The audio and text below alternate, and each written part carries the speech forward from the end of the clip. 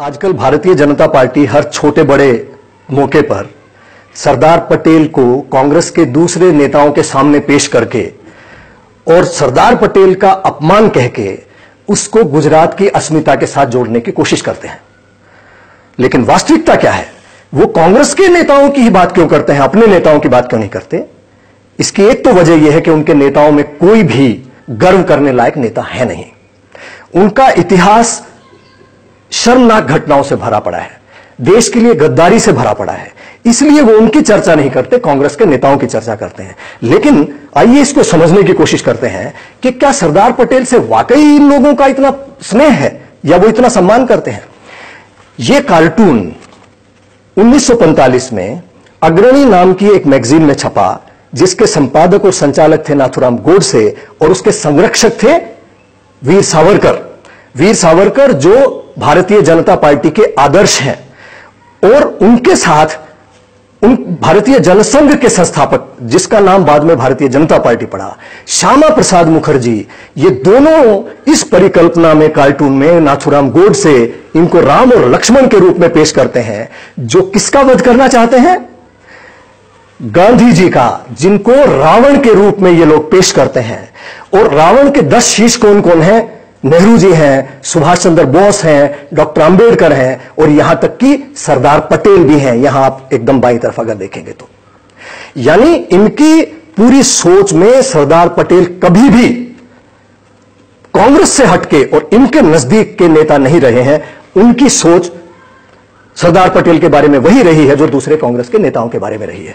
दूसरे, गांधी जी की हत्या की सोच सिर्फ 1948 जनवरी में पैदा नहीं हुई, यह 1945 के कार्टून में भी नजर आती है और नाथूराम गोडसे के सितंबर और जुलाई 1944 में गांधी जी की हत्या की कोशिश में भी नजर आती है कि यह गांधी जी की हत्या करने के लिए बहुत पहले से तैयारी कर चुके थे। यह उनकी सोच का हिस्सा थी।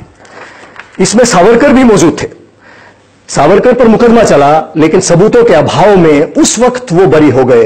लेकिन बाद में जीवनलाल कपूर कमीशन की रिपोर्ट में यह साफ तौर पर कहा गया है कि पृष्ठ नंबर 303 पर कि सारे सबूतों को ध्यान में रखते हुए इस बात पर कोई शंका नहीं होती कि गांधी जी की हत्या सावरकर और उनके ग्रुप ने की। अर्थात ये सभी लोग एक ही थैली के चट्टे बट्टे हैं, जो आज भी राजनीति के अंदर सफलता पाके और कांग्रेस के ही नेताओं को इस्तेमाल करके कांग्रेस पे अटैक करने की और मौजूदा जो नेतृत्व है उसके ऊपर अटैक करने की कोशिश करते हैं। इनमें समझना यह जरूरी है कि सावरकर और गोडसे के संबंध क्या थे।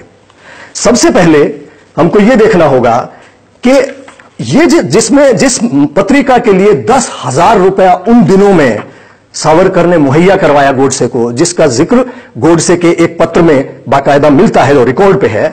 दूसरे, ये एक मशहूर पुस्तक है फ्रीडम एट मिडनाइट। इसके पहले एडिशन में इसके लेखक कॉलिंस और लेपियर लिखते हैं पृष्ठ नंबर 366 पर कि 28 साल की उम्र में ब्रह्मचर्य धारण करने से पहले गोडसे के एक ही शारीरिक संबंध थे और वो थे होमोसेक्सुअल, समलैंगिक, और उनका पार्टनर था सावरकर।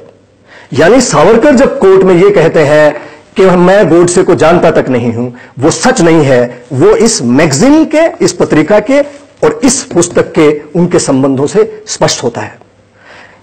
मूल बात यह है कि भारतीय जनता पार्टी अपने नेताओं को छुपा के, उनके कर्मों को और इतिहास को छुपा के, जब कांग्रेस के नेताओं को, खासतौर से सरदार पटेल को उपयोग करने की कोशिश करती है, तो वो ये भूल जाते हैं कि 2009 तक भी इनके आरएसएस के एक महत्वपूर्ण लेखक शेषाद्री, उन्होंने अपनी पुस्तक में सरदार पटेल को भारत के बंटवारे के लिए जिम्मेदार ठहराया और उस पुस्तक की बिक्री गुजरात के आरएसएस मुख्यालय में 2009 तक भी हुई है।